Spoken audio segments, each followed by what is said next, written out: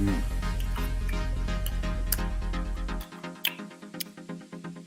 Tonight was not a good night for the Lakers. And we're back with another episode of the Lakers Fast Break podcast. It's Gerald Glassford coming right back at you here from Lakers Fast Break. Pop Culture Cosmos, where we cover the latest news and trends in pop culture each and every week, twice a week, wherever you get your podcasts. Plus, also as well, Inside Sports Fantasy Football. We're covering the sport of football and the NFL like no one else. So go ahead and check it out today, Inside Sports Fantasy Football, wherever you get your podcasts. Plus, also as well, of course, Oxide 247. You know they're not a happy crew at LakersBall.com. So go ahead and check out what Oxide 247 and the crew at LakersBall have to say right there at LakersBall.com. Plus, he's been working hard. He got up early and he's been working hard all day at, of course, Sinblades. Sinblades with a Y.com. And then he came home to see this garbage. Also, as well, of course, have some great things going on with Lakerholics.com. Listen to Laker Tom and all of the dream scenarios that he keeps on dreaming up like he did when he was on Lakerholic Spotlight. Go ahead and check out what he has to say as the number one Lakers blogger that's out there. Of course, right there for you, along with Jamie Sweet and his 5 things. And you know his 5 things ain't going to be good at all after tonight's game. He's at, and they at, and they are at Lakerholics.com. Plus also our good friends, Empire Jeff TV. Shout out to him because he was part of our playback.tv/Lakers Fast Break live coverage, along with Laker Nick, Stone Hansen, Joe, Sean, myself. We all saw this miserable piece of garbage, this flaming pile of doo-doo called the Lakers game tonight. We all saw it on playback.tv/Lakers Fast Break. We were unmerciful, unkind. We were just terrible, according to what our fans were saying and how mean we were to the actual Lakers team, but it was well deserved, and you can hear why each and every time out. Or if they're doing well, we praise them as well, just as fervently at playback.tv/Lakers Fast Break. Also, as well, I want to give a big shout out besides Empire Jeff TV to Lakers in 5, John McCallion, and Daniel Berry Sports Highlights.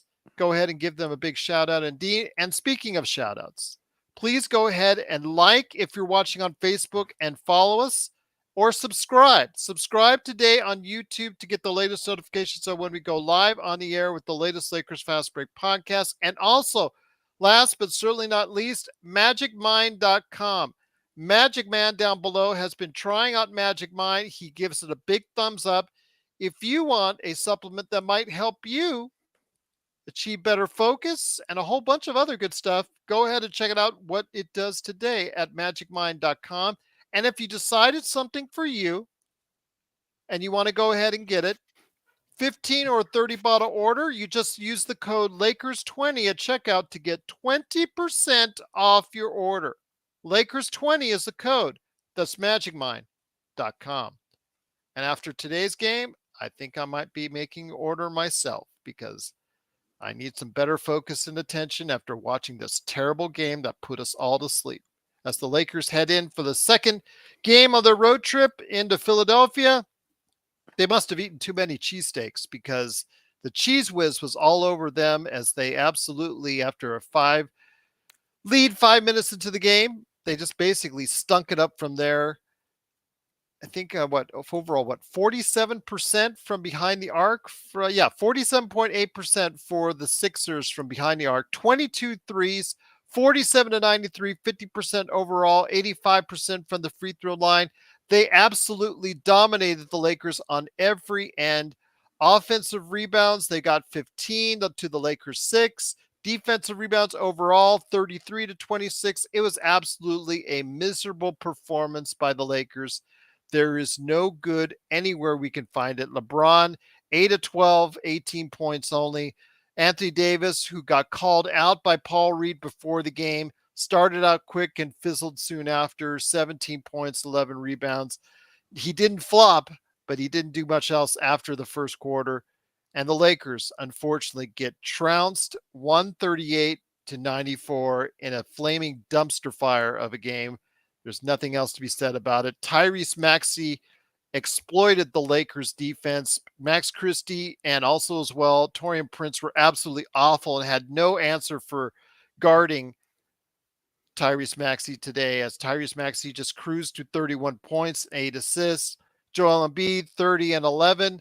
And again, the 76ers could not miss seemingly from behind the arc. And here today to talk about this dumpster fire of a game. Two great guys indeed. You got to go ahead and check them out at Simblades. Please, you know what? For today's game and sitting through today's game, while after a full day of working, please go ahead and support him today at Simblades with a Y.com. Go ahead and get yourself a new lawn if you're in Southern California, especially after what we went through today. It is Joe Sorrow, and Joe, great to have you here. I know you've been working hard all day. After working so hard all day, you come home to this hot flaming garbage. It absolutely was an awful performance by the Lakers. And, you know, the Coach Ham stuff, as far as if he's a good coach and he's a bad coach, well, you know what? Coming into Philadelphia, you should have had a better game plan than what we saw today. The Laker fandom needs to come to the realization that Darvin Ham sucks. And there's really nothing you can do in your power of persuasion. Joe, stop being so vague. Don't mince your words. Of positivity, powers of motivation, whatever it is that continues to spew out there in the internets about how great things are when you imagine things and they will come to you and all that stuff. This is a discussion we're going to have a few times this year. I want everyone to remember this because, well, actually, you don't really need to remember. You can come back here later and watch it. It is recorded. But I really like your descriptions today, Gerald. I think that's as good as it can be described, as a flaming pile of dog doo-doo and trash and used toilet paper, all the soiled stuff that you said perfectly describes what a monstrosity of a team this is. And a lot of the reasons why that is because they don't care. It's worse because they don't care. If they were losing and being competitive, you can tell the difference. You can tell the difference a lot. But unfortunately, some people don't really see it. I was fortunate enough to watch it on the road on the way back home. And then, of course, when I started relaxing in my lazy boy, is when really things started getting crazy. And this is not an anomaly. This is a usual thing. This is what happens when they play elite teams. You can argue that Philly isn't elite, but they definitely have elite players. But here's the funny thing about that. We have elite players too. Anthony Davis, LeBron James.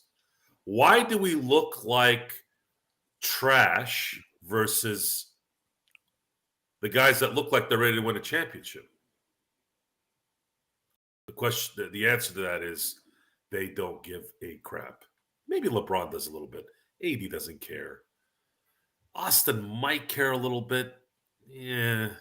And then everyone else, I don't know what they're doing. I really don't know. D'Lo, Torian Prince.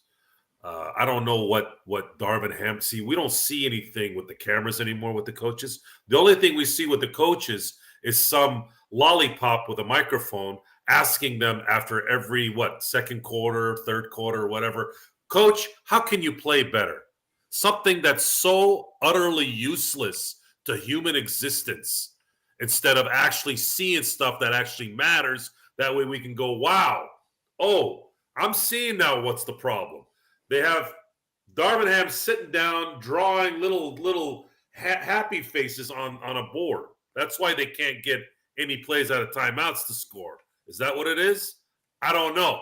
Because apparently the only question they ask these yahoos is what's going on in the game when we can freaking see it already. Show us something we don't know. or at least prove that we know what we're seeing. When are they going to understand that your leadership and your focus is dog shit? How many times are we going to tell you, stop saying Max Christie is amazing and Darvin Ham's a good coach? Don't ever use the word good coach and Darvin Ham ever in your vocabulary. You can say it. It's a free country. You can believe it. It's a free country. But if you do, you're going to be wrong. And you'll never be right, no matter how much you try. This isn't Darvin Ham coaching, I don't know, the Charlotte Hornets. He probably would have been fired by now if he was coaching the Charlotte Hornets, actually, because they would have needed to blame somebody because they don't know how to hire a coach. They don't know how to draft stars. They don't know how to keep healthy stars. They don't even know I don't even know why you would even send another franchise to Charlotte when the first time didn't work. Goes to show you how smart these guys are, right? So it's we're gonna watch this crap until the end of the year. I still believe they'll make the playoffs. They might be competitive a little bit, but understand this, and I'm going to let Sean take over from here because I want him to show his nice little sweater. I like looking at it. Understand this very clearly one more time. I'm going to say it more than once, but I want you to understand it tonight. This team has to win an NBA championship or it's a failure. Do you understand that? Failure. Not even a game 7 in the finals. Not even a loss is good enough. They have to win. Otherwise, what the hell are you doing with this team? What's the point? Go get some value while you still can, if that's the case. And stop insulting our intelligence with your feel-good emotions after one good quarter, one good half, one good game, one good week. I mean, come on. We're not Phoenix Suns fans, guys, okay? We don't have Devin Booker all of a sudden become the Scottie Pippen because he had 2 straight games where his guy didn't score more than 18 points. Wake up, people. Wake up. The end result is winning it all for this team. If they don't win it all, they ain't shit. It means nothing. Once again, it's the Lakers, unfortunately, getting their ass kicked 138-94. There's just no pretty ways to say it, and I'm not going to go ahead and sugarcoat it this time around. But also here today, good man indeed. It is, of course, the madman from Toronto. He did get out of Toronto traffic to watch this dumpster fire. It is, of course, the Magic Man, Sean Grice. Sean, great to have you here. Big shout out to both you, Joe, Empire, Jeff, also as well Laker Nick and Stone Hansen for being on stage for this disaster. It's absolutely everyone else that stopped by playback.tv/Lakers Fast Break. It's always the way, isn't it, Sean? The biggest crew, the biggest audience we have of the year on playback was to watch this mess. We'll go ahead and make sure we pitch Magic Mind for you in a second, my friend. But I want you to go ahead and comment on this absolute dumpster fire of a game for the Lakers. Whew. Take a deep I'm breath mad. after that one. I'm mad too, man. It's to piss me off. This one was a complete and total piss me off. And Gerald, we're seeing it already. It's the excuse remnants of Lakers fans.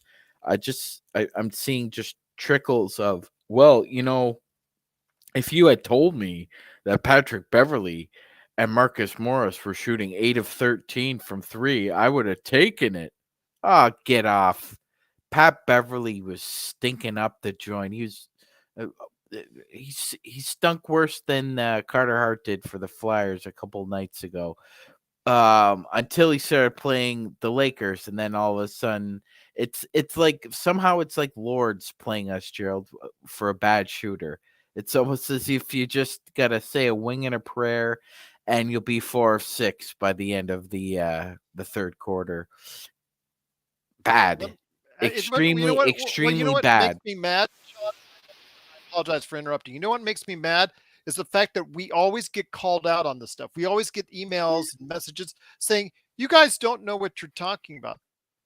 I said my response to Rodell, who absolutely does not know what he's talking about, in my humble opinion, is the fact that we've been watching this game for combined over 100 years. So don't tell us exactly that we don't know what we're seeing. Laker Tom has admittedly sees things through purple and gold shaded glasses. He does not see things always in a clear fashion or just straight down the middle. We It's a call it Lake. It's like always a we Laker see it. fog. Yes, Gerald, you're right. It's always a Laker fog with Tom. We call it like we see it. That's always the way I've asked you guys to go ahead and do so, and you guys just do it as you see it. You guys see something good, you call it out. If you guys see something bad, we call it out too. And right now, today, like this team throughout the entire year, are lucky, very lucky to be 10-8 on this season. Magic Man, go ahead, and I apologize for interrupting on that. I'm mad. No, Just Gerald. mad. That's as about Because we always as get called out. We always get called out and sent letters and emails, LakersFastBreak@yahoo.com, about how we're wrong on this and how we're wrong on that. Huh. Funny. Those emails and letters get smaller and smaller and non-existent when the Lakers get their ass kicked like they do tonight. yes, our glorious Podfather always shares the exchanges as well. And they got, as Gerald said, they got shorter and shorter and shorter as the year went on last year because we kept hearing the same thing at the beginning of the year. And I think by mid-season, Gerald had just about enough of it. And while he did respond, the responses were, instead of about 5 or 6 paragraphs, it was very terse. It was like 2 or 3 paragraphs long. The fact is, Gerald, I mean, we saw the creaks. We saw the leakiness. I mean, they're in a leaky boat. We're 10-8, but it's a leaky boat. And you gotta patchwork it, get it back to shore, and get a new boat, because what's working now is not what's gonna get you to the end. And look, we understood this. I don't think anybody was under any illusions that this is what you get with Darvin Ham. So, interesting factoid tonight, Gerald. Do you know what tonight signifies? We made a joke on it earlier, so I'll let you go ahead and say what it is, because the joke I made after it, I was waiting to be set up on it. You set me up for that one really well. Thank you. Yes, you're welcome. So, LeBron James has passed Kareem Abdul-Jabbar for over 66,003. I think it's almost 330 minutes at this point. Do you think he can get to 70,000, Gerald? Oh, I'm surely, absolutely. The way Darvin Ham coaches, he'll be there probably next week. See, the whole point I at mean, they're the down end. by 30, Magic. He's still in the game. Why? Why? Somebody should be asking him that question. Why? There's no point for him to have any reason to be on that court. The high leverage stuff, when we're playing bad to mediocre to mid teams, and he's got to play those leverage minutes, that bothers the hell out of me. It bothers the hell out of Joe, Gerald, and everybody. But you're down by 30. There's absolutely no cognitive reason why he should be in there. None. You can't make a reason for it. And by the way, this is also the 100th game that Darvin Ham has coached for the Lakers. Do you know what his record is, Gerald? No, tell me that I do not know, honestly. His record as of this point is 53-47. So you have a 530 winning percentage. You're an average coach. You're an average coach. Just on the surface. Just on the surface. Then go a little deeper. It's what this man was saying. You have a platinum and a gold superstar, and you're only winning 53% of your games. That's coaching. Those aren't the players. That's coaching. A LeBron and AD team over the past 100 games is 53 of 47. That's right, Adam. Yep. Not good. No. Not up to our standards. And you know what, Gerald? Before we move on, happy birthday, Chick, wherever you are. We love you. We miss you. Oh, he's rolling around in his grave. That But sound you that did you not want heard, to see what happened tonight, Chick. he's rolling. That sound that you heard, Magic Man, was him rolling over in his grave. Just wanted to let you know. Oh man, we love you, Chick, wherever you are. Yeah, God bless you, Chick. Sorry for today's disaster, but Joe, let me get it back to you, and then I'll get back to you, Magic Man. Once again, the Lakers do unfortunately get trounced today, 138-94. We talked about, Joe, how if you want to take this team seriously, they got to go 4-0 on the road trip. And people were laughing at both you and then me when I agreed with you on that. Oh, what are you talking about, Joe? It's a success if it's 3-1. Shouldn't be that bad. Okay, well, they're going up in their next 2 games against Detroit. Think that should be a win.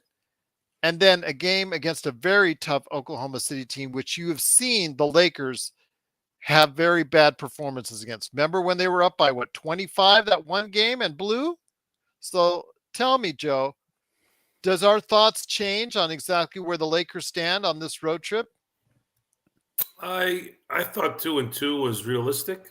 Yeah, you thought it was realistic, but you I'll guys say, take I'll, it seriously. but taken seriously as far as this delusion that we've got a good coach or AD's going to show up every game. No.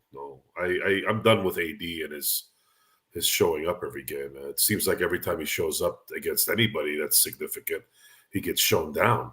And if AD is not going to be the best player on the court each and every game he plays, this team has a 0% shot of winning anything and maybe not even getting out of the first round. LeBron, until he retires, is on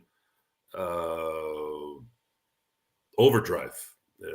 Whatever he does is statistical. Whatever he does is adding to his legacy. Whatever he does is showing the world how well he is at training. That's all it is. Winning championships. If you're going to ask LeBron James to be a number one like he was before, then again, you should probably go watch something else and maybe go to like a spin class like I do and listen to all the people in there talk about how you need to seize the day and be yourself and don't let all the negativity get you down and all that stuff. All that stuff. The more stuff we hear like that, have you noticed the more shitty things are?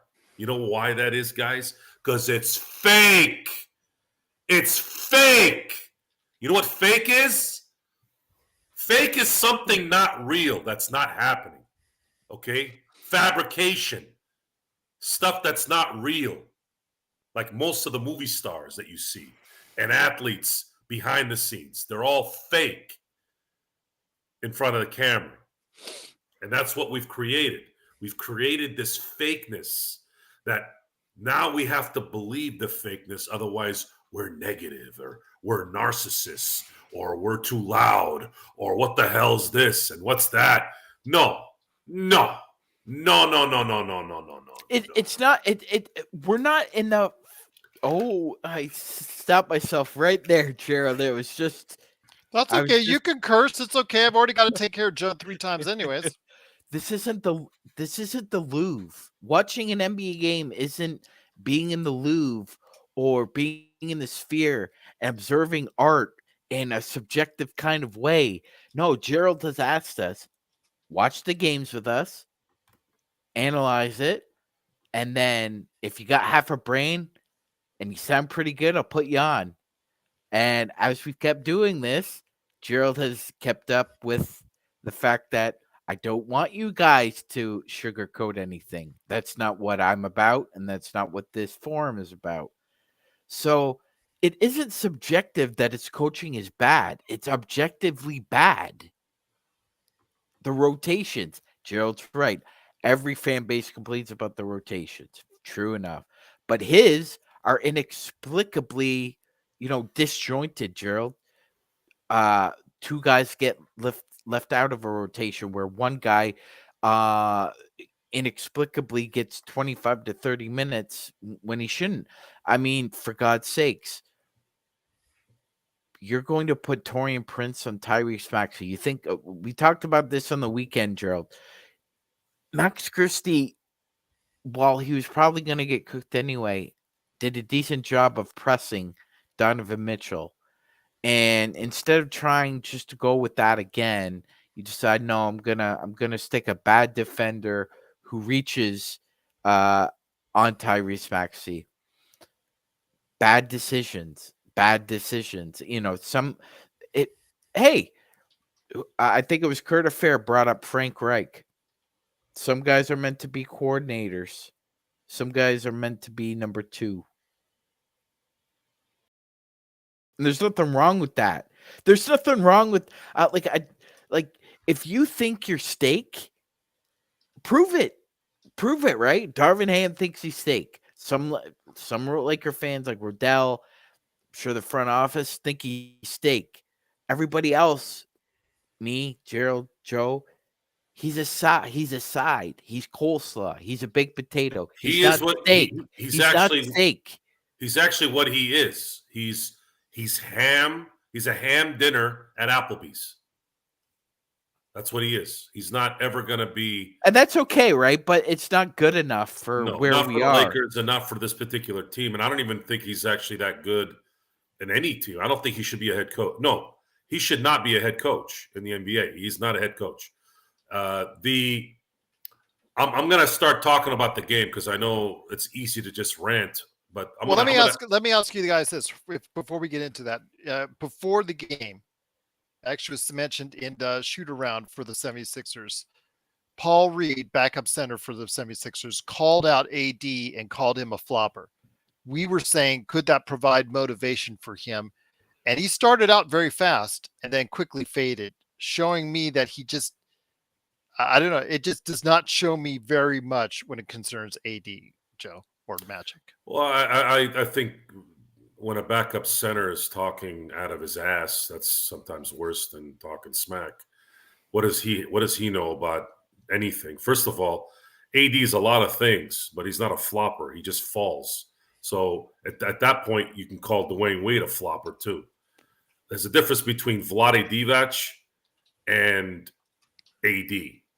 Okay, Vlade Divac was a flopper. AD just falls. And whether that's good or not is you can decide on that. I don't like it because it looks stupid. It looks goofy. It's like, dude, stand up. What the hell are you doing? You're a big guy. Stop falling all the time. But the issue with AD this game, and in terms of using things as motivation, well, these guys don't have a lot of heart to have any kind of feeling. They play like chumps. They play like cowards. They play like they're vacationing. They don't get held accountable by whatever the hell that guy is on the sidelines. So why would they? They're grown children. Grown children, when for someone who has children, when you don't discipline your children, they tend to stray. And if you keep letting them stray, they're going to keep straying. And the straying will always end up being a bad thing for them. They're going to be one of those people where they're going to be making stupid decisions for 10 years until they finally figure it out on their own, or they stay the same douchebags they were the last 10 years. Now, if you've seen society and how things have turned out, the 10-year window has grown to 20, 30, and infinity. Okay? Now, I'm being a little drastic here, but it's a microcosm of society. There is no accountability on this team. I'm going to case in point. There was a play in the first quarter when Torian Prince, not AD, not Austin Reeves, not LeBron, hell, not even, I don't know, Christian Wood, who would maybe warrant that kind of shot. He did score, 17 and 10 one season, I guess. Torian Prince, who is not really that guy, is shooting and I'm using Devin Booker as an example here because that's kind of been the theme of the night, a fall away front three-pointer with like 15 seconds on the shot clock.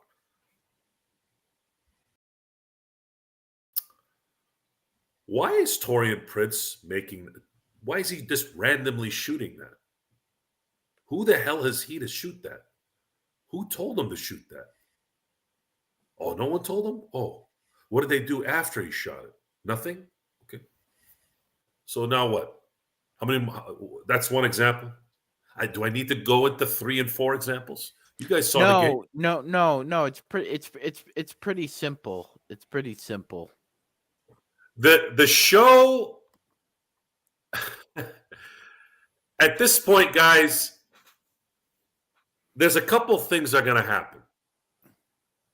One, the Lakers will play mediocre basketball, win about 45 games, maybe 45. Play the first round and then bounce.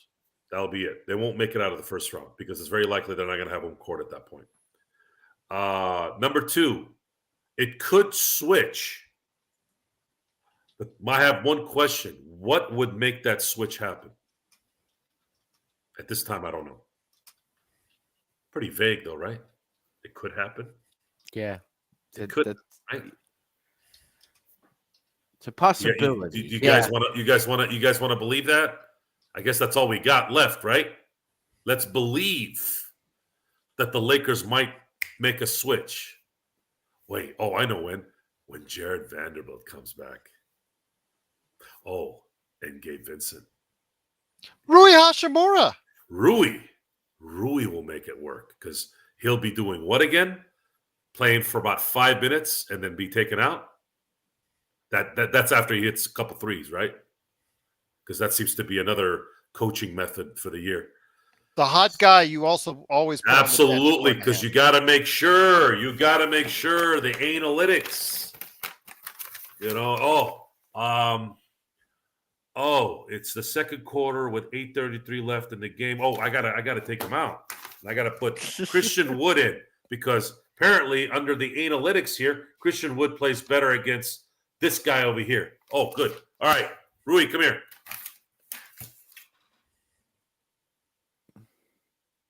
You see how stupid that was? Now I want you guys to imagine this. That's happening.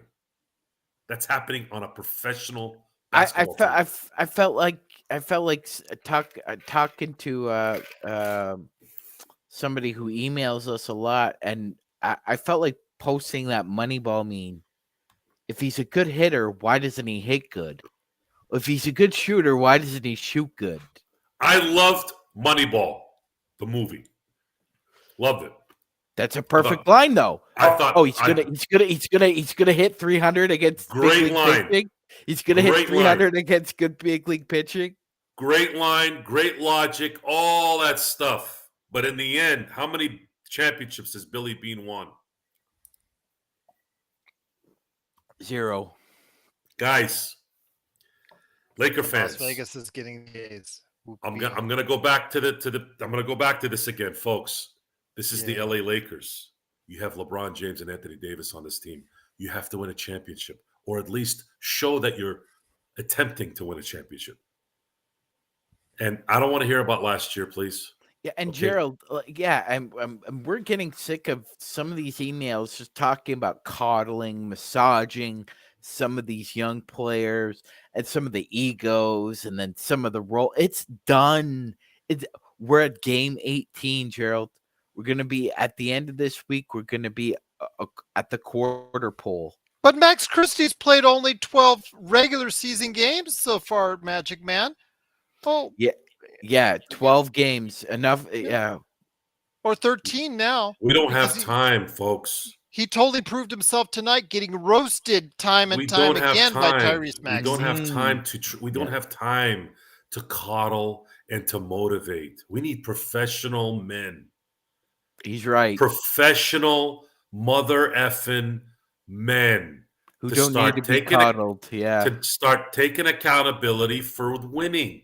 But Joe, Deep Purple says Tom says Ham is doing a terrific job. Mm-hmm. Yeah. What Tom has shown the world and our folks here And is Rodell agrees with him. that it's not a generational thing, guys. This didn't happen because of millennials, Gen Z, Gen X, Gen F, Gen S, whatever the hell generation you want to talk about. It didn't. Millennials get the brunt of this, and I have to continue to correct people on this. Who raised the millennials? Because I know what happened. I know when it really started. Okay, everything starts little by little. 1991, I was on the last Pop Warner team that had cuts. The following year, they added a second team for the Pop Warner in our area. Guess what? On top of that, they didn't cut anyone after that. And I'm sitting there as a 12, 13-year-old going, I'm not worldly. I just kind of, it was a question in my head, and then that was it, I went about my way. I was 12, 13. I didn't know. But I remember asking myself, it was a vivid memory. I said, wait a minute. How are they making the team? I mean, isn't this supposed to be the best player? Oh, okay, whatever. And I went about my way. 30 years later, boom, that's the seed. That was the seed. And Tom, sorry, Tom, if you're watching, I know you're not. You are enabling weakness, beta males, whiners, criers, complainers. James Harden whined his way out of every place he was in. Every place, making $50 million a year. You all enabled him. You all sent him exactly where he wanted to go. How the hell is that a-hole going to ever know humility and understanding and not be a piece of crap person in business? How? You keep giving him what he wants, just like a child. Guess what? You're going to spoil him, and they're going to do jack squat for you. But Joe, Rodell says, relax, guys. It's one game. You guys ride the roller coaster too Relax. much. Let's say this again. I don't relax. You know why I don't relax? Because shit gets done when I'm not relaxed. Shit gets done when I'm angry. You know why? Because it's fuel. Because everything around you is shit. Okay? And you got to turn it into fertilizer. That's how it works, guys. You got to turn it into fuel or food or something. Or you can sit back and whine like a little whatever and complain that the government and this guy or Gerald Glassford or Sean or, blame everybody. Blame everybody for why you don't feel that way. No, that's not how it works, guys. There's facts, right? There's reality. I hate to keep saying that word. The reality matters, guys. It matters because you're seeing it. It's there. It's right in front of you. At what point are you going to finally understand? And you don't need to go and be angry at everything out there. I'm not. Look, man. The second I get off the show, the second the Laker game is on, I'm out. I'm having a good time. I'll watch a movie. Hang out with the kids. Like, look, you don't have to put that in other things. I'm just talking about now and what we're watching. That's it. There is nothing like you don't got to have that spill over into things. I'm not going to go beat my wife because I'm angry. So it's just, it's important to say that. It's important to say. It's not important to say that. You could have used a better it's important. example. I went a little exaggeration on that, but it definitely hit, didn't it? Yeah. It hit, Joe. It hit. Again, the point is, No we pun have. intended. Well, again, exactly. The point of the discussion is it's okay to criticize one thing and not have to destroy everything else around you. That's a lot of the problems with this is not everything goes to crap. There's good things here and there's bad things there. It just so happens that the main one we're talking about now on this show is it's trash. This is trash. Again, And that's 18 games. This is the 16th game, Gerald. The 16th game that they've lost the first quarter. But Magic Man, Rodell says we just ran into a hot team tonight. What was it the other times though? Then during the year, Mhm. if this was the first blowout of the year, I'd been like, all right, yeah, okay, I'll give you that one. Yeah, Larry, no. when the Kings, oh boy, Larry, oh boy, Oh knock my gosh. knock, knock knock. I didn't Anyway, want to know that, Larry. Gerald, when the Kings cracked this good, they were coming off a 4-game losing streak, including getting swept badly by the Rockets, and they kicked their ass. And then the Rockets did the same thing, coming off a few losses, and then they got into a heater soon as they played us. You can't use that as a marker. It's really not good. Game to game, it's different. You can't take a hot streak. Like the Warriors once won 24 games in a row. They didn't intend to start out to win 24 games in a row. It just happened. Same thing with the Lakers winning streak. They went on a heater and it just happened. Game to game could change. Doesn't matter if a team's won 6 in a row coming into your barn, or if you've lost 5 in a row going into theirs. You got to handle your business one game at a time. And there've been too many lackadaisical starts, Rodell and everybody else. And get off your high horse with this, brother, because you know it's true. There's been too many lackadaisical starts, and they got caught tonight. Pulled down their pants. Philly took us behind the barn, and we got our own ass whooping. What was that, an outlier? Was this Kings game an outlier? How about the Mavs game? We had to come back from that one as well, Gerald. There have been 4 games in the last 10 where the Lakers have been down 25 or more, Gerald, and they've had to come back. When you're down in the first quarter, virtually every game, Magic Man, it is so hard to climb uphill every single game. And to me, it starts off with being prepared off the get-go by the coaching staff. Having a lineup that's out there that can compete with the starting lineup of the other team. Being ready and being focused from the tip.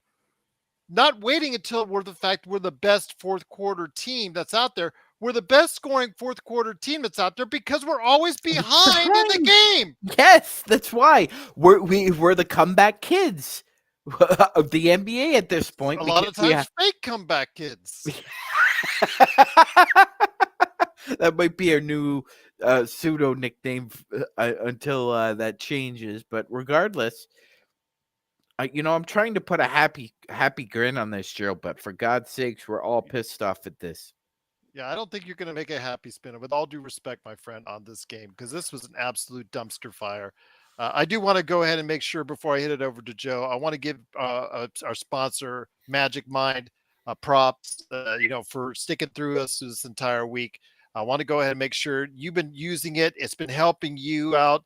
If you're thinking that you need a supplement that might help you give you better focus or attention, which it might do, go ahead, check it out. A lot of great ingredients in it. Magicmind.com. Use code Lakers20 for 20% off today. Send it to the Lakers team.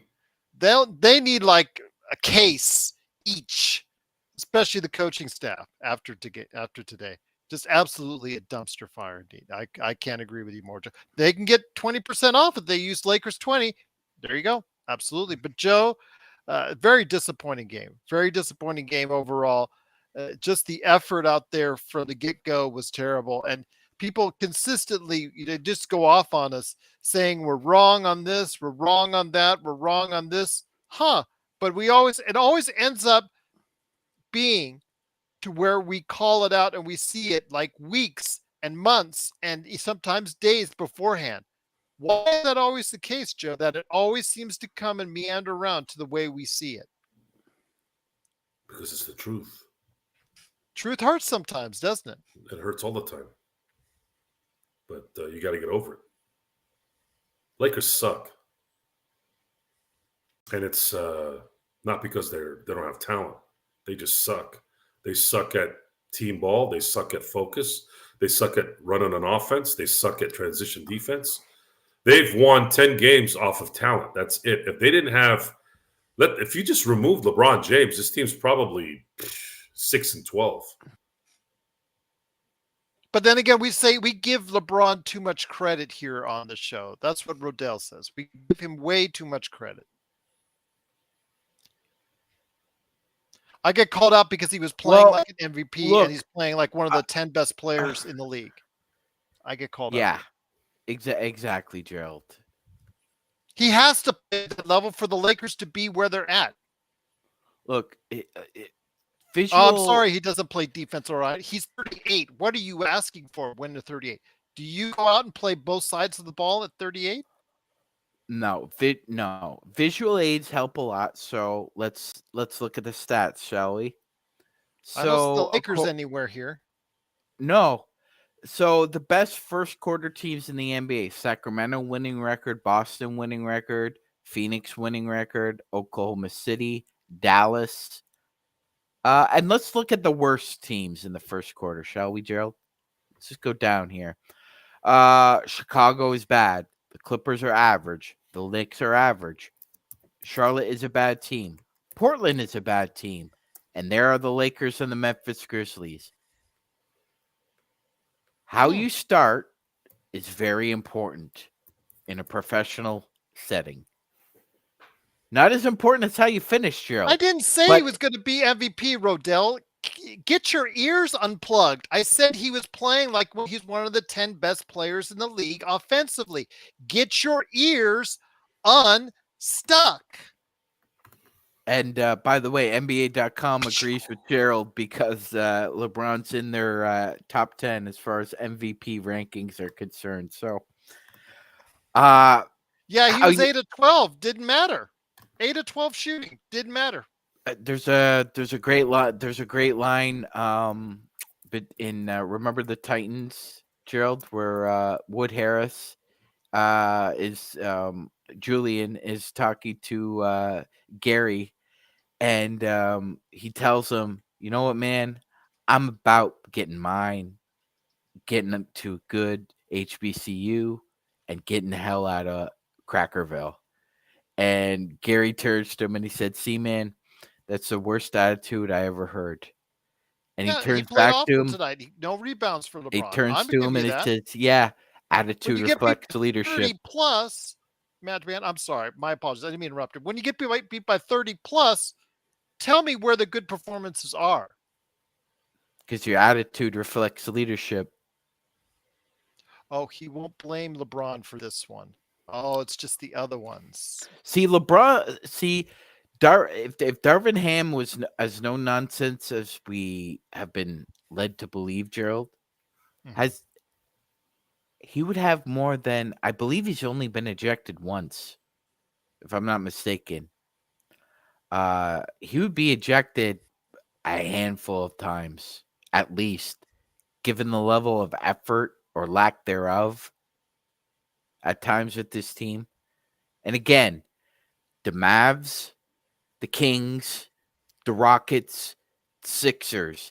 That's 4 games out of 18 where you've been down by at least 25 points or more, and you've had to come back. And how many wins do they have out of those 4 games, Gerald? Zippity doodah. Let me ask you this. We called many times during playback.tv/Lakers Fast Break where Ham not calling a timeout when they go on a run, Joe and Magic Man. How irritating is that when you see them go on a 10-0, 12-0 run and no timeouts are called to slow down the momentum? There is no point in calling a timeout because Darvin Ham doesn't have any solutions to get out of a timeout. Oh, he's got plenty to take with him to Detroit. Look, watching that, Gerald, it's a lot like eating ice cream too fast and you get that headache in the back of your head. The brain rush, yes. Yes, that's what it's kind of like watching Darvin Ham not call a timeout when you're getting. Look, I'm gonna watch the season. We're gonna watch the season. Let's throw it in the air that maybe we'll get lucky and something will change. But here's what I'm looking. Here's where my brain is now at this point. The Lakers are going to finish the season off, likely make the playoffs, and then I believe at best make it out of maybe get to the second round. Should that play out the way it is, the Lakers have to absolutely, seriously consider trading Anthony Davis. They're going to have to sit down with LeBron and tell him, look, we can't, we got to get some value out of this. Otherwise, we are stuck. You could end up being the New York Knicks for real this time. There isn't going to be a LeBron that's going to save you like in 2018. That was a surprise of all surprises. In a billion years after 2016, after Kobe retired, had no idea, no way of ever thinking that LeBron was coming to LA. I still don't know why he came to LA, other than maybe to enhance his brand. But this is 2023, 2022, 2018. Did he really need the Lakers to build up his brand? I mean, it helped when he won a championship, but I don't think we're going to have. Look, it takes a certain player to play in LA. Like Kobe said. He made a very calculating move because he knows that no matter what happened, Joe, it would have been better, good, bad, or ugly. It would have been better to do it as a Laker than do it as a Clipper. He was coming to LA anyway. A lot of his businesses are in Los Angeles now. His production company's in Los Angeles. You know, he goes back for a house call every once in a while, but his family loves LA. Like it's he's still got. I believe his daughter isn't even in middle school yet, right, Gerald? Yeah, and then of course, Bronny's at USC. Yeah. And thank goodness he's practicing with the team now. Great news. Yeah, it's not as if they were good. Like I know, and I know he's looking at different schools, but it's not as if they moved to LA and somehow Bryce and Bronny were gonna go play like in Carolina for like Duke or Bryce did go play Ohio. He did go visit Ohio State. He did visit Ohio State, but I had no issues thinking that they would leave the state of California. But that being said, Joe makes a good point. But it was Mamba World. Actually, AD can be traded on February the 6th. Vando's the only individual on this team that cannot be traded. That is per Bobby Marks of ESPN. Yep. Sorry. That's another story. I haven't heard the chatter about that picking up steam at all, Gerald. So it's not going to be picked until late January, probably at the earliest. Yeah, if they're into the situation.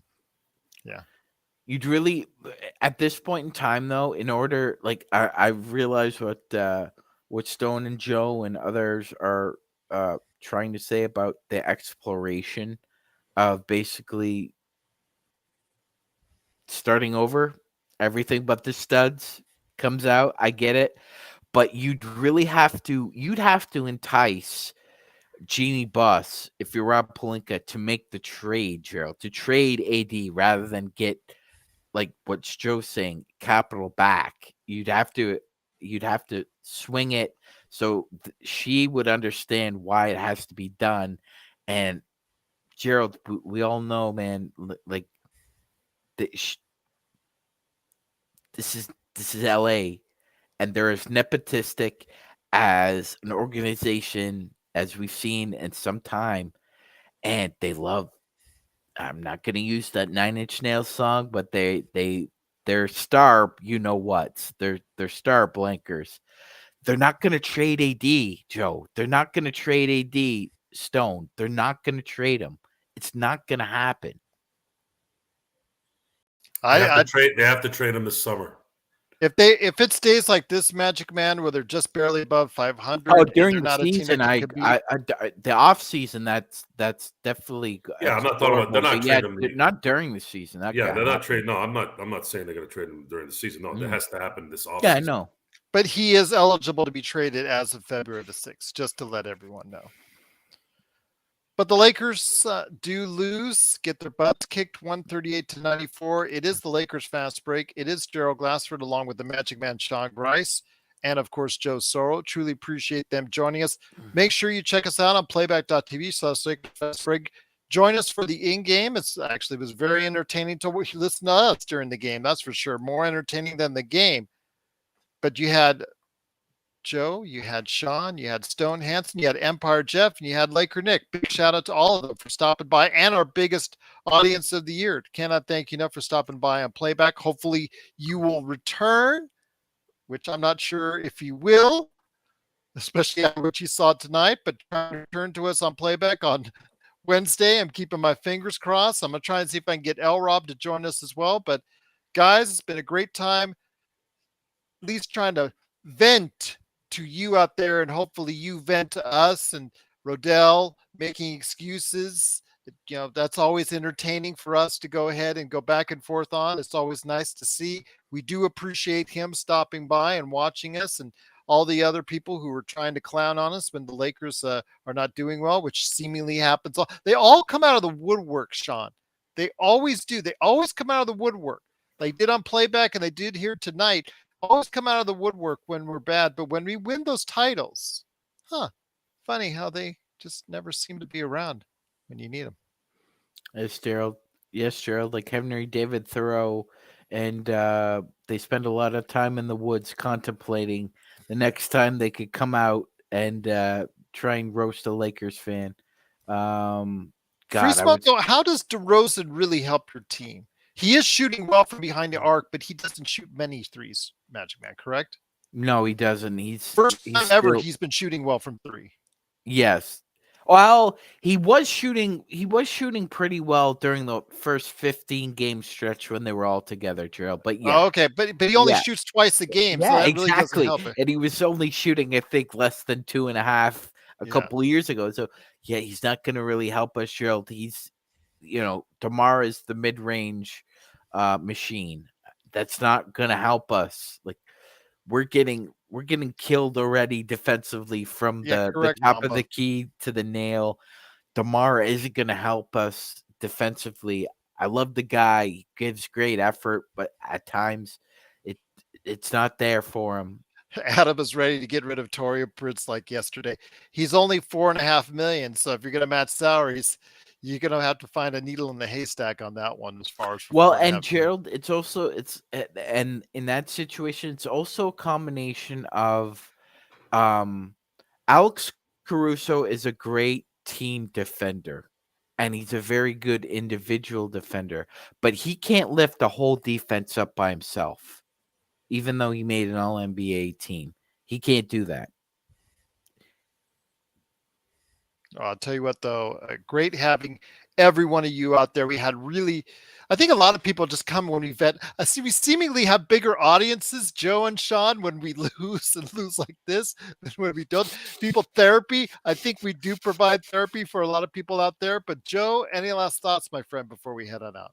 Because I know you need to get some rest. My final thoughts are good. Now for my final thought. Yeah, final thought is the Lakers have 4 more months. Just 4.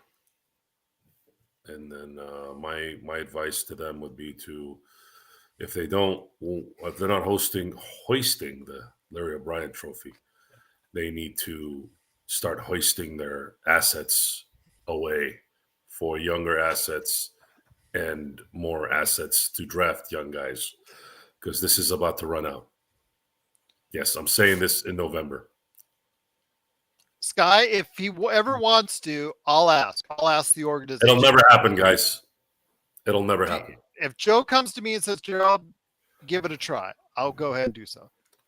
And I'll ask. Least I can do is ask.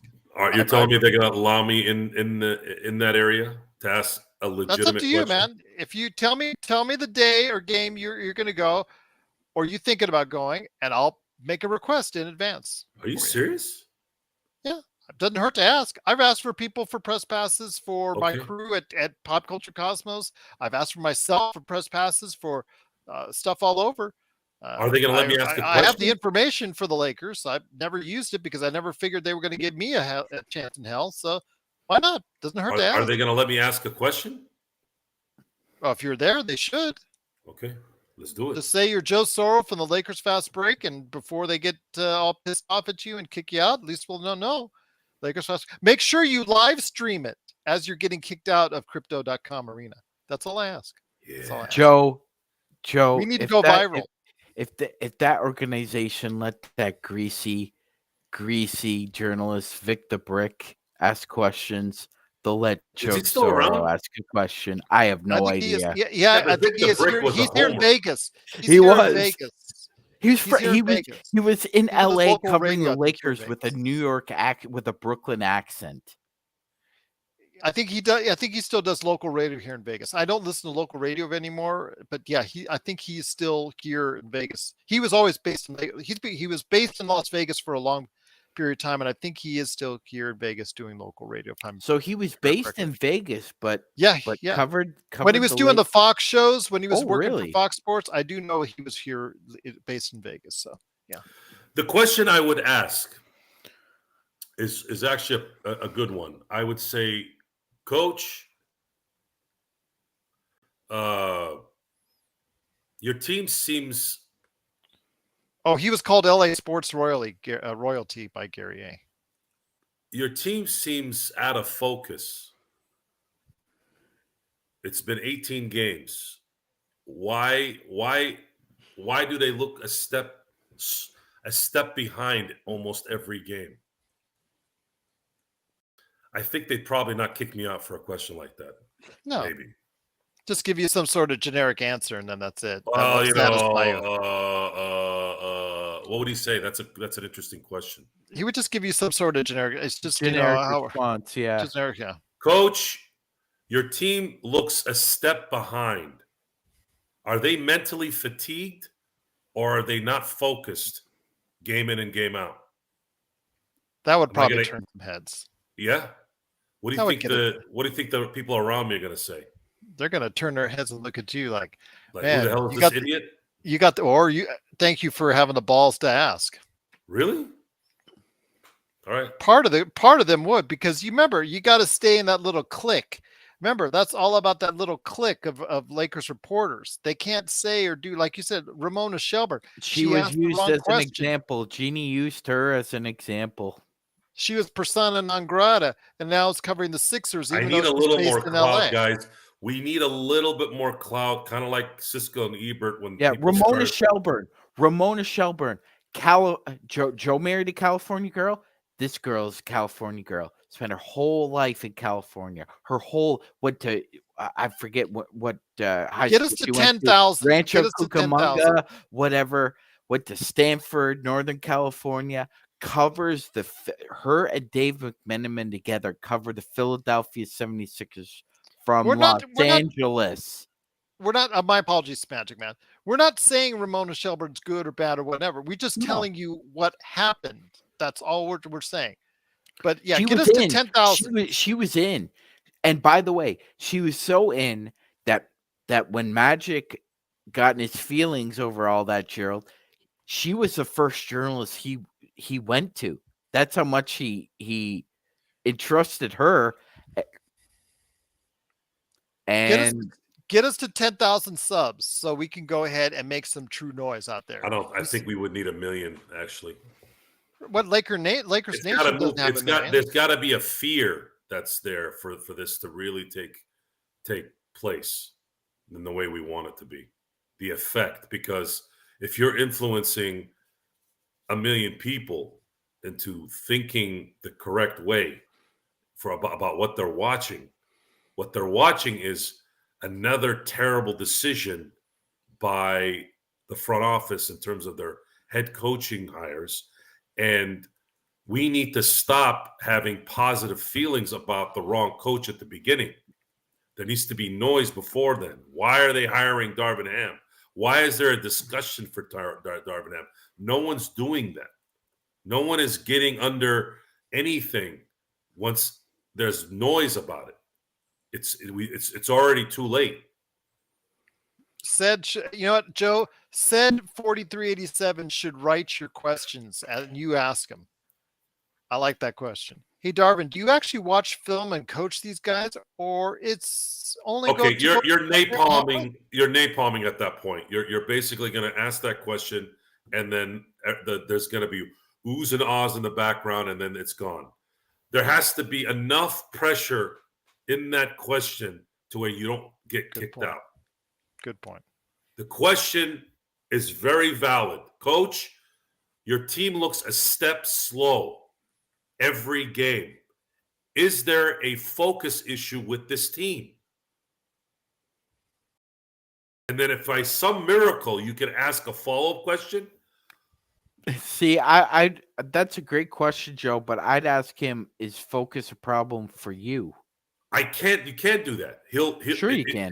He'll take it as the person. He'll take it as a personal attack, absolutely. Oh no, it's how and you ask the PR to kick you guys. it's actually how you we're not frame in a it. position. Darvin, Coach Ham, you've been in a position now where you've coached 18 games this season. The team has been outscored in the first quarter, 16 out of the 18 games. What's the problem with preparation? Because So, there is one. Okay. Sometimes you got to make a decision when you're not thinking you're going to go all the way on something. And let's just say we did go all the way. So High Octane asked a great question, but what if he gives you a generic answer? Let's say he says something like, well, we're just not playing as a team, and we need to just play harder or something like that, right? And if that's the answer, and you've got that moment where you're in A Few Good Men where Tom Cruise just goes for it, knowing he might be done, then you go, Coach, isn't that the coaching staff's job to make sure the team is prepared? This has been 20 games already into the year, and you have two of some of the best players on the planet. What is going on? Why aren't they focused? And then I just don't think that I just don't think we're going to get a chance to talk like that. It would have to be blatant. It would have to be blatantly done. It's not happening. There's no more Bill Plaschke's. I mean, they're still there, but those guys you don't hear from them anymore. You don't let them do their thing anymore. TJ Simers and Jay Adonde. There was a time where those guys actually would do stuff like that. And back then, Jim Hill. Well, Jim Hill's, I don't know. Jim Hill's like just kind of, he always kind of went the middle way of things. I never really saw him. Because more a TV guy, that's why? I think there's straight guys that just keep it straight. They don't ruffle feathers. And then you got the ones that are the other side. There's very few guys that can do both. There's very few guys that can have it in the middle. And the reason why I keep bringing up Roger Ebert about what we're talking about, because what made Roger Ebert great at what he did was he actually hung out with Martin Scorsese and these guys, right? These powers of industries in that world. Yet, when they made a movie he didn't like, he roasted them in public. And then he'd go hang out with them at the same time. It takes a certain person to be able to do that and still have the respect of those people. And where that comes from is communication. It comes from communication. And that, for us, is going to come down to a bigger audience. The bigger audience we have, the more credibility we have, the more scary we become to that entity. But we also have good, if you're asking the right questions and you're supporting also at the same time, like if they're doing things right, you gotta tell them, man, this guy is unbelievable. He did great this year. But a lot of times these guys all go Skip Bayless. It's always bad because they want to be the bad guy in wrestling. There is no they can't bounce between two areas. They don't work. Joe, he's become more than irrelevant now because he ran off Shannon Sharp. He's not irrelevant. He is irrelevant. There's still people watching him. He's irrelevant. He's not, though. Who's brought up He Skip still has a Bayless? show and he still has a podcast. Who's oh well I haven't heard since you Shannon know, Sharp has left. I have not heard anything any of peep. importance from him. Even if he said stuff, Not nobody only cares. not only that, he has Richard Sherman on his show, who once called Skip Bayless, and I quote, a cretin. Well, somebody's legitimizing him, and we've been saying this for 20 Joe, years. it's Fox Sports. It's Fox Sports. They'll legitimize a squirrel with He was legitimized on ESPN before he went to Fox. And he's not anymore. He's irrelevant. I mean, our audience says it all as far as their distaste for him. So we'll just leave it at that. You just got to get a little crowd that'll support you. And again, he's got a little crowd. That's all he's got. And again, like people want to call him relevant. That's fine. The guy took it so personally that Shannon Sharp was giving an honest opinion. Like, dude, Tom Brady is a heterosexual man, Skip, okay? And even if he wasn't, you'd be the last guy he'd take to a bedroom. So don't act like you're so in love with Brady that you're willing to make yourself look like a professional jackass, which is what he did, Joe. Shannon Sharp played in the NFL for 13 years. He knows what he's talking about, and that jackass doesn't. He's been embarrassed so many. Jalen Rose embarrassed him, and Jalen Rose was taken off ESPN for how long, Gerald? I don't know. Tim Legler embarrassed Skip Bayless because Skip Bayless didn't know the difference between a block and a charge. And if you don't believe me, ladies and gentlemen, go to YouTube right now and type in Tim Legler, Skip Bayless block, because Skip Bayless has no idea what he's talking about. Very well said, Magic Man. Very well said. Although the kind of part to the bedroom was like went to Gerald, he's got an unhealthy obsession. I know he's got a man Brady. crush. I know he has this huge man crush on, but yeah, this is like okay. All right. I'll teach his own. No worries. But it is the Lakers fast break, and the Lakers they got their ass kicked. Yeah, Chitty Clash. Is it Chitty Clash? I have a hard time defending Shannon Sharp, who's just equally as much of a clown as Skip Bayless. The only asshat worse than both those combined is that scumbag Nick Wright. Like if you flushed all three of those down the toilet, the sports world would be a better place. So You're legitimizing Nick Wright. Nobody else is. You are. No, I'm not. That guy said he said some abhorrent things about Kobe, and it's always stuck with me. No one gives a flying horseradish or fly pepper what Nick Wright has to say. He's on those shows on Fox, though. So what? He's on a show. He needs to be off everything.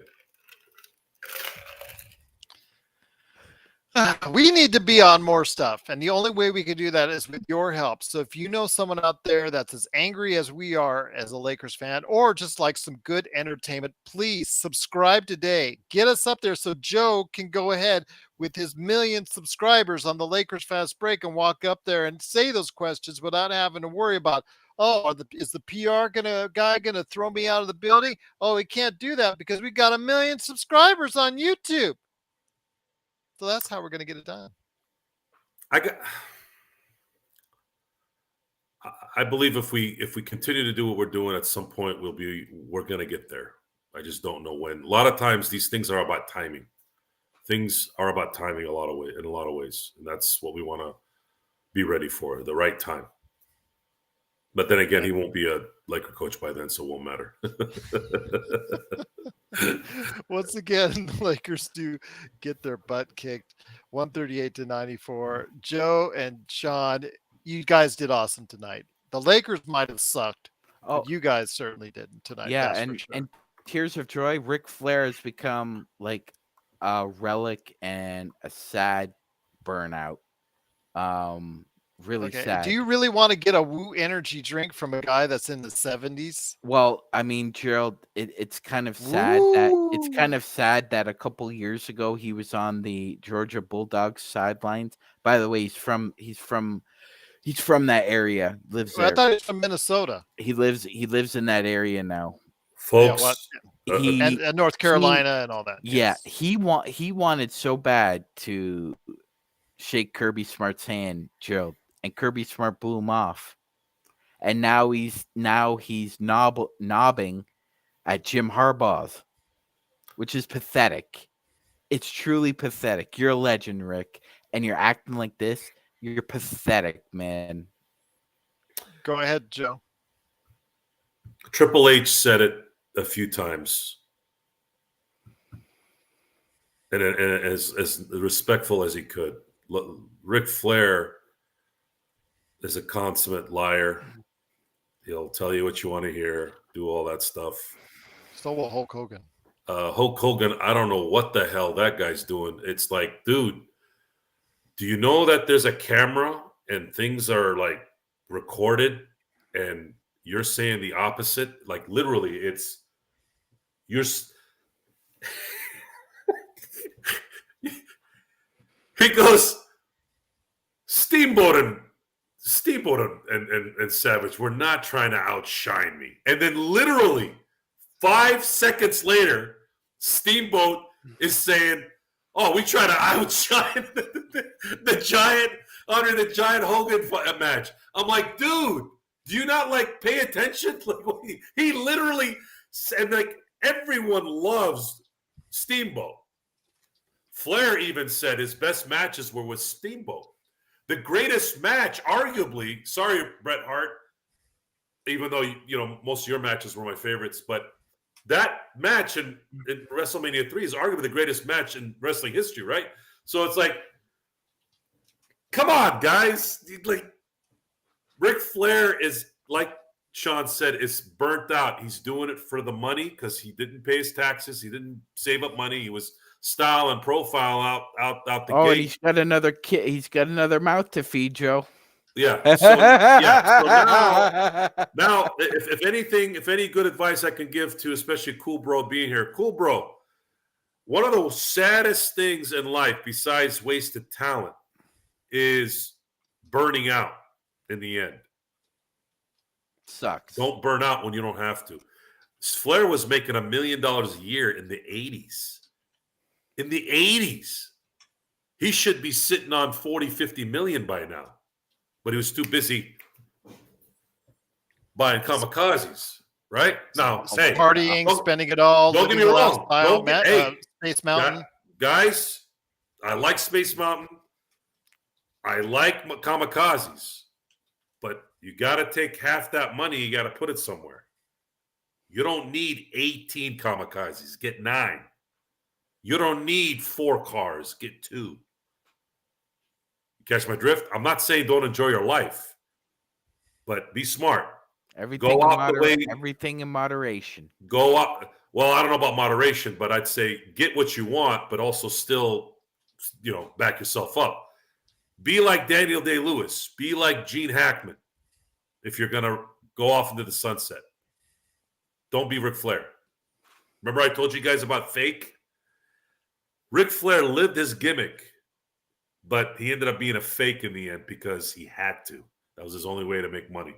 Don't be that person. Don't be that person. And on that note, the Lakers got destroyed tonight in Philadelphia, 38-94. But I do want to thank Joe and Sean for stopping by. We always said we would be here through the good times and the bad, the wins and losses. We know other shows are only there when they win or when times are good or whenever they feel like it. We're here whether we don't feel like it or we do feel like it. We're here to support you. So we hope you support us as well. Please, if there's someone out there that might like what we do, go ahead and let them know about the Lakers Fast Break. I try to pitch it out there all the time on social media, but we really, really need your help in order to get this show where it needs to be. So please give us a hand whenever you can. Let them know about us here at the Lakers Fast Break on audio or video formats for you out there. So we'll be back tomorrow to go ahead and assess the collateral damage after what happened tonight and try to see if the Lakers can straighten out their road trip with a game coming up here in Detroit. And then after that, the next game right after that, back to back in OKC. That's going to be a big one indeed. So absolutely, we're going to go ahead and make sure we got you covered. Join us tomorrow for even more great fun. We'll be calm. We'll be a little bit calmer right by then, unless Rodell sends us another weird email that will probably just bring out the ire out of us. But we'll see what happens as the Lakers unfortunately lose 138-94. We'll be back tomorrow with more great stuff planned for you. Looking forward to still closing out this road trip, hopefully a lot stronger than they did tonight. And we'll go ahead and help you through that, starting with tomorrow's show right here at the Lakers Fast Break Podcast. Have a great evening, everyone. Stay safe.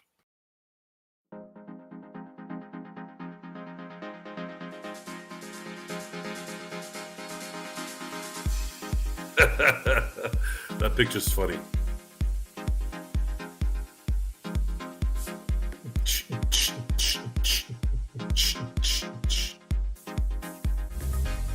Dumpster fire.